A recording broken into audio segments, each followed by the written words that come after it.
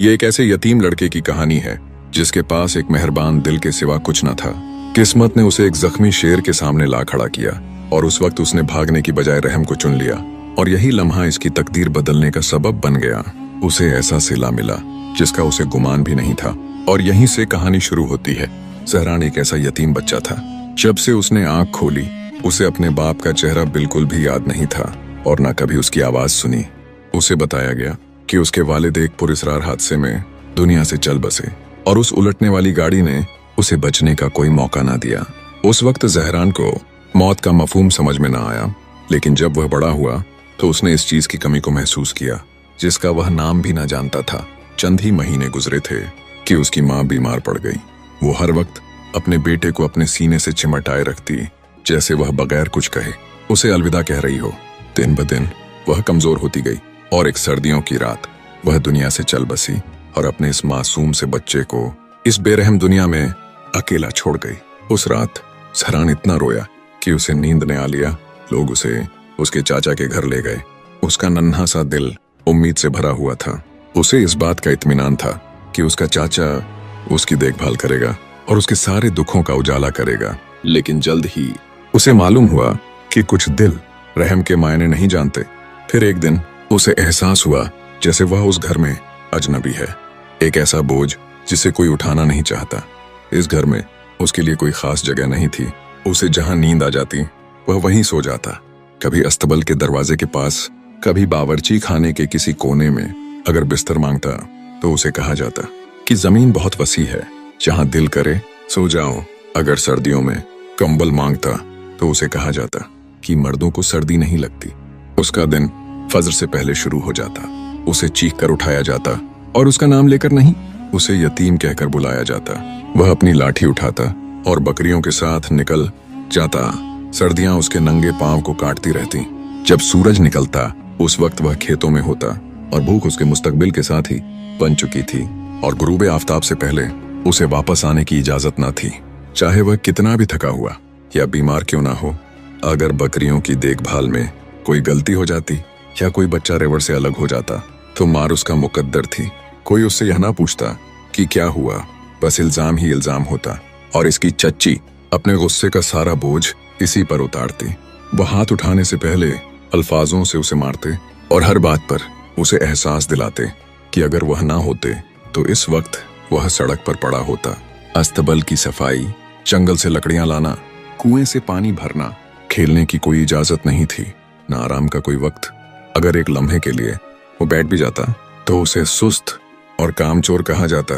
शाम के वक्त वो अपने चाचा के बेटों को दस्तरखान पर हंसते खेलते देखता और दूर से बैठा खाने को तकता रहता और करीब जाने की इजाजत उस वक्त होती जब उसे हुक्म मिलता।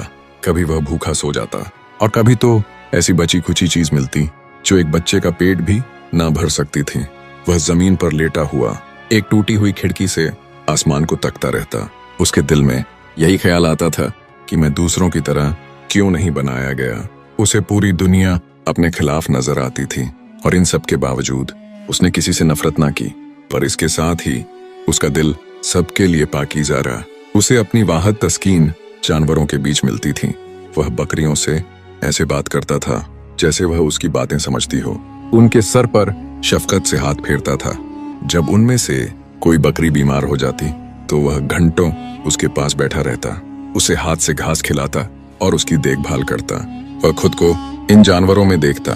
जहरान ये नहीं जानता था कि उसका यह सब्र बेमकसद नहीं है और उस पर गुजरने वाले या भरी दिन किसी अजीम अंजाम की तैयारी है।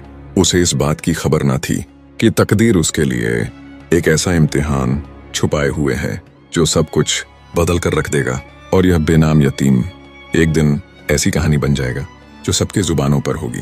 जहरान कुछ बड़ा हुआ, लेकिन इसकी मासूमियत इसके साथ बड़ी ना हो सकी। वो हर दिन काम के बोझ और घर की सख्ती के नीचे खड़ती चली गई। अब वो सिर्फ अहकाम मानने वाला बच्चा ना रहा था, बल्कि हर गलती के लिए एक तैयार नाम बन चुका था और हर कमी या किसी मसले के सबब की नजरें इसी पर उठती थी।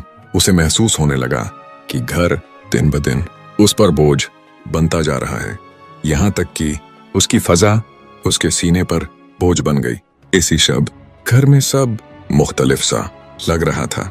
सबकी जुबानों पर सरगोशियां फैल गई थीं, चेहरे जर्द थे और आवाजें तेज। सहान ने देखा कि उसकी चाची घर में बेचैनी से इधर उधर तलाशी करते फिर रही है। कभी संदूक खोलती, कभी बंद करती, कभी चीजों को झंझोड़ती। उससे किसी ने कुछ नहीं पूछा, लेकिन बिना कुछ कहे ही उसके दिल में खौफ उतर आया। दोपहर के वक्त उसे कमरे में बुलाया गया। वो वहां पर गया तो उसने देखा कि उसका चाचा और उसका बेटा वहां पर पहले से ही बैठे हैं। खामोशी भारी थी। फिर एक सीधे अल्जाम ने उसे तोड़ दिया। संदूक में रखे हुए पैसे गायब हो चुके हैं। किसी ने यह नहीं कहा कि कब या कैसे, बस पैसा मौजूद नहीं और सबकी नजरें एक ही लम्हे में शहरान पर जम गई। उसे यूं महसूस हुआ जैसे जमीन उसके कदमों से निकल गई हो।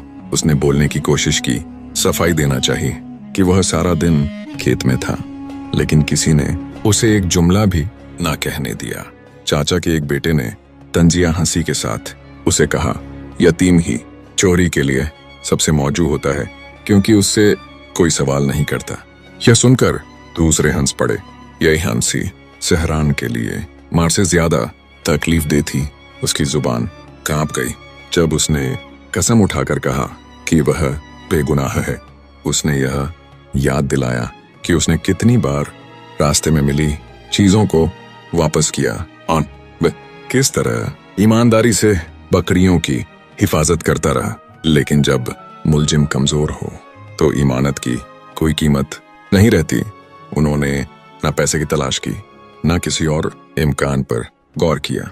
फैसला तो उनके दिलों में बहुत पहले हो चुका था। खौफ और थकन की वजह से शहरान जमीन पर बैठ गया। उसके कानों पर गहरे अल्फाज बरसने लगे। सबने उसे याद दिलाया कि वो उनके सहारे ही जिंदा है और उन्होंने ही उसे खिलाया पिलाया है। उसे शर्मिंदगी महसूस हुई। हालांकि उसने कभी किसी से कुछ मांगा नहीं था। वह सबसे ज्यादा काम भी करता था, लेकिन फिर भी सबकी नजरों में मशकूक ठहरता था। जब शाम ढलने लगी तो गुस्सा और सख्ती भी बढ़ गई। उसका चाचा आगे बढ़ा, उसका गिरेबान पकड़ा और उसे ऊपर उठा लिया। उसकी आंखें बेरहम थीं, धीमी मगर फैसला कून अंदाज में बोला, जमीन तुमसे ज्यादा। मैं दरमियान लड़खड़ाते हुए कदमों से चल रहा था। वो हर लम्हा इधर उधर देखता। थकन उस पर हावी हो चुकी थी और उसका कमजोर जिस्म मजीद बर्दाश्त के काबिल ना था, मगर उसे चलते रहना था। फिर अचानक उस खामोशी को एक आवाज ने चीर दिया। एक गहरी कुराहट, एक ऐसी दर्द भरी आवाज जो उसने पहले कभी ना सुनी थी। शहरान वहीं पर रुक गया। आवाज करीब ही चट्टानों के दरमियान से आ रही थी, कमजोर मगर खौफनाक। वो आगे बढ़ने से हिचकिचाया, इधर उधर देखने लगा कि कहीं कोई पन्नाह या भागने का रास्ता मिल जाए। उसका दिल जोर जोर से धड़क रहा था और उसकी अपनी सांसों की आवाज उसके कानों में गूंज रही थी। उसने दिल में सोचा कि शायद यह मेरा वहम है, लेकिन वही कुराहट फिर सुनाई दी। वह डरता हुआ आगे बढ़ा, एक कदम जमीन पर रखता और फिर वहीं पर रुक जाता। चांद वाजे होने लगा था और चांद की चांदनी जमीन पर पड़ने लगी।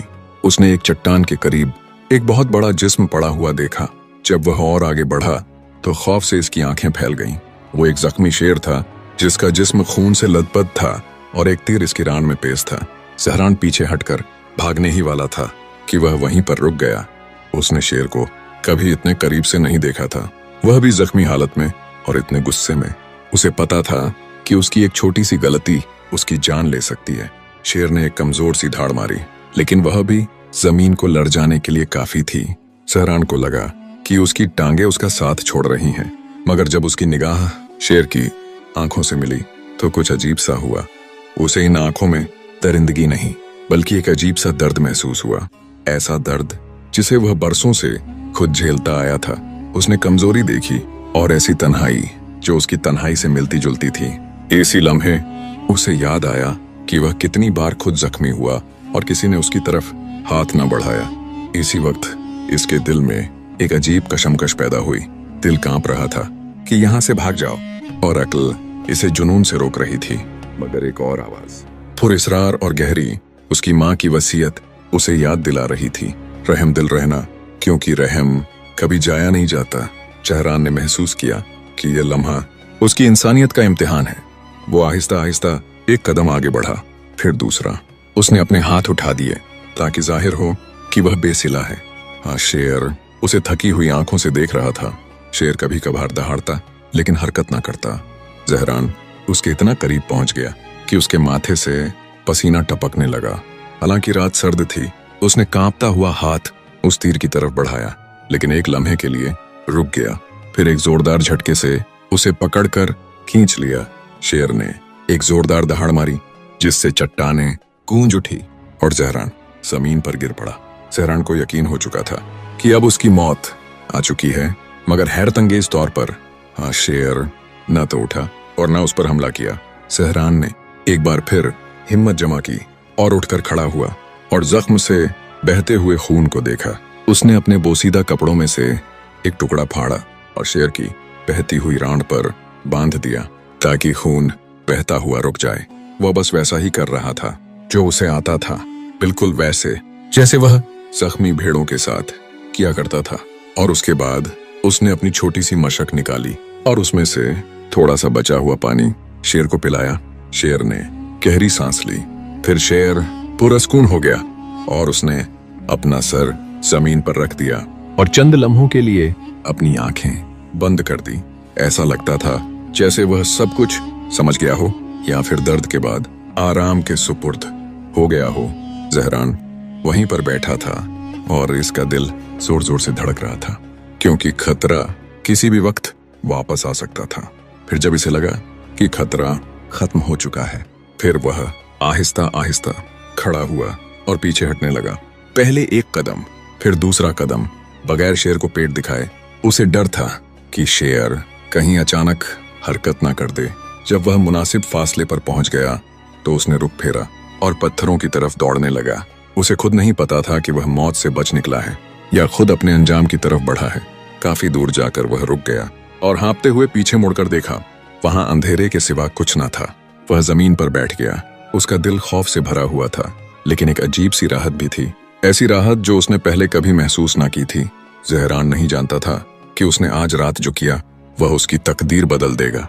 उसे यह भी मालूम ना था कि एक शेर से की गई नेकी उसके लिए ताकत और हिफाजत बनकर लौटेगी। वह खुद को समझता था कि वह सहरा में खोया हुआ एक बच्चा है, लेकिन वह मुकद्दर की पहली सीढ़ी चढ़ चुका था। दिन गुजरते गए और जहरान उसी सहरा के करीब जिंदगी गुजारने लगा।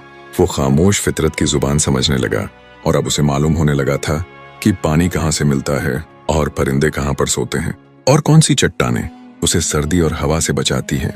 वह दिन के वक्त सूखी लकड़ियां और पत्तों को जमा करता और छोटे फलों के पौधे तलाश करता और भूख को कम करने के तरीके सोचता रहता। रात और भी सख्त हो जाती और सहरा बेरहम हो जाता। सर्दी हड्डियों में उतर जाती और रात के दरिंदे हर लम्हा झपटने को तैयार रहते। लेकिन जहरान पहले की तरह खौफजदा नहीं रहा था। अब उसने समझ लिया था कि कैसे हरकत करनी है और कैसे सहरा की खामोशियों को सुनकर उनका मतलब समझना है।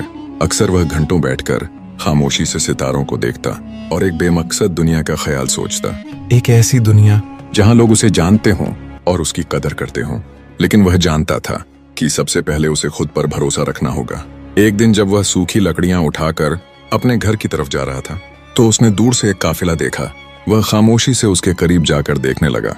काफिले में चंद लोग थे जो अपने सामान की हिफाजत कर रहे थे और सब कुछ मामूल के मुताबिक लग रहा था।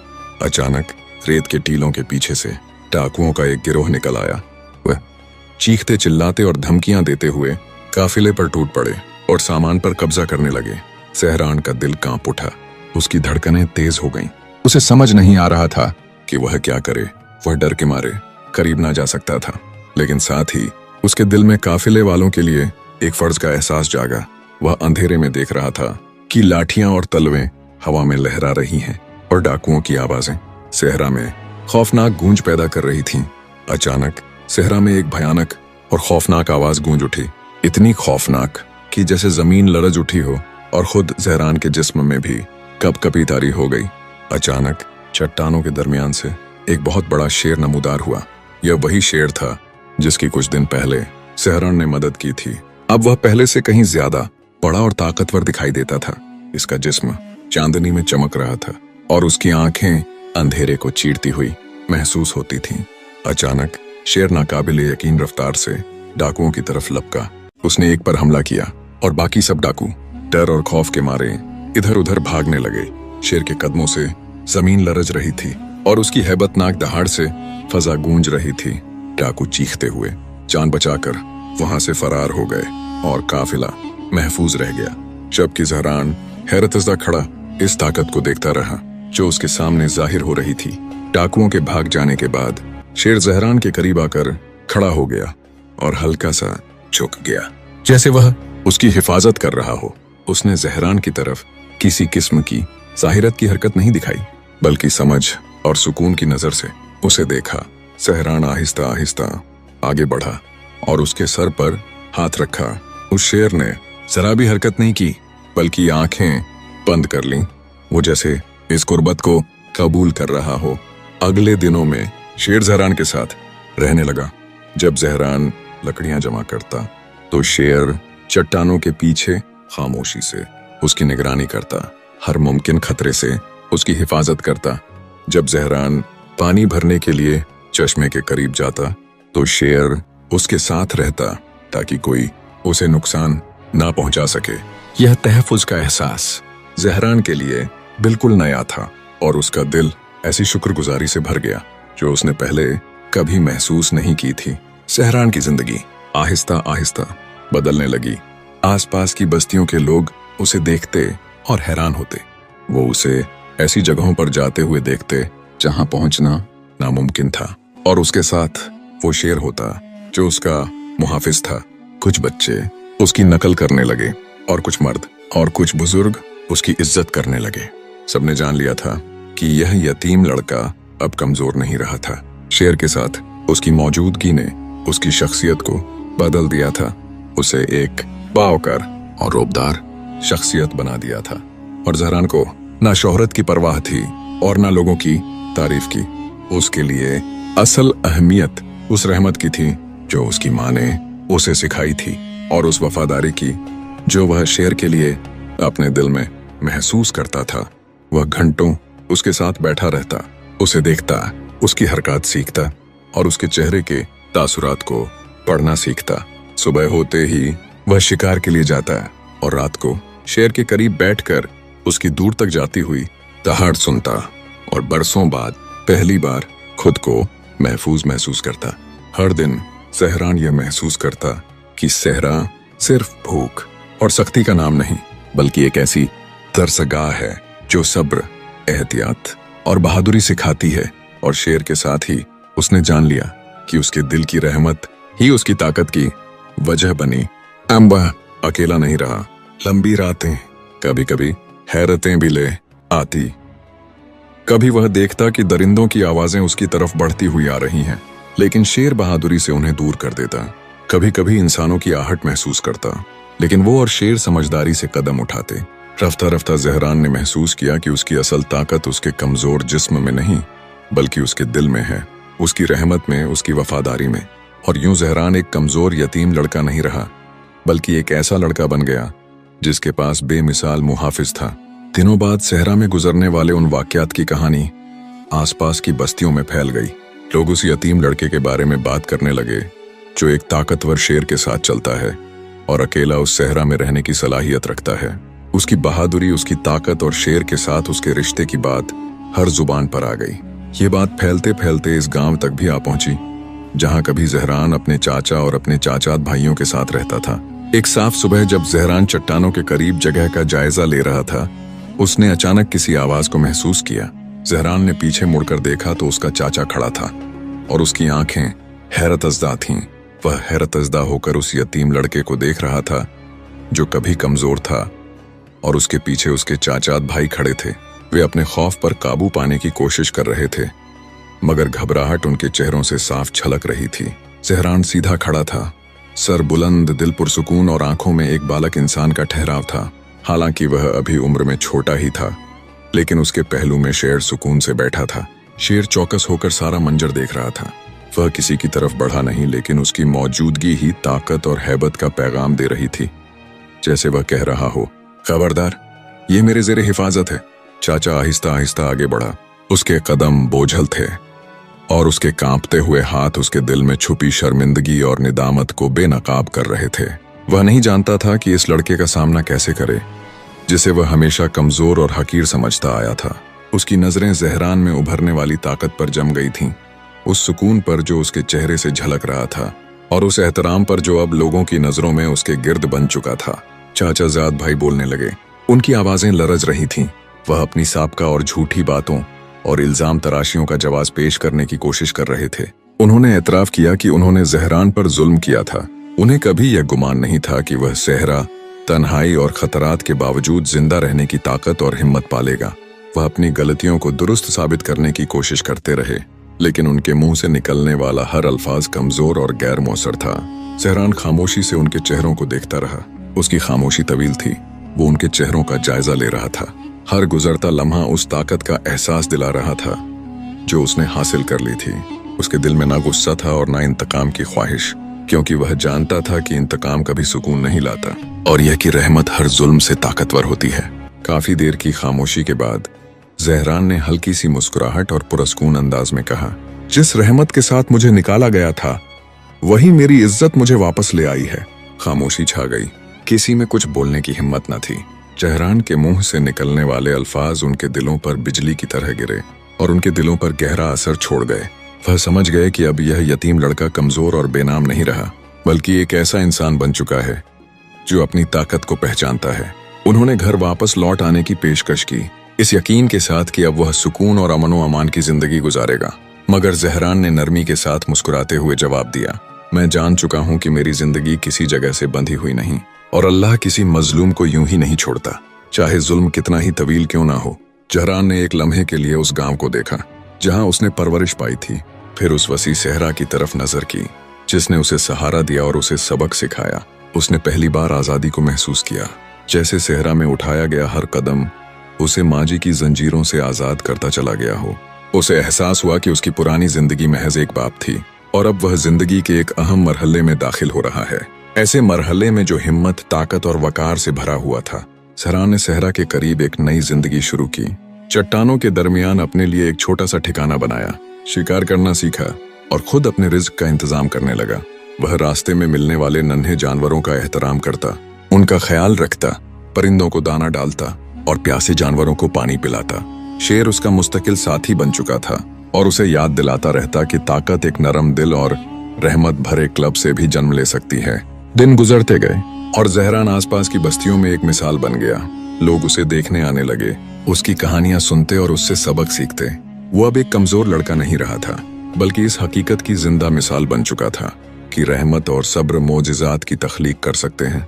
प्यारे दोस्तों, उम्मीद करता हूं कि आपको ये वीडियो पसंद आई होगी। अगर वीडियो अच्छी लगी हो तो कमेंट्स में अपनी राय का इजहार जरूर कीजिएगा। हमारे चैनल को सब्सक्राइब कर दीजिएगा। वीडियो देखने का बहुत बहुत शुक्रिया।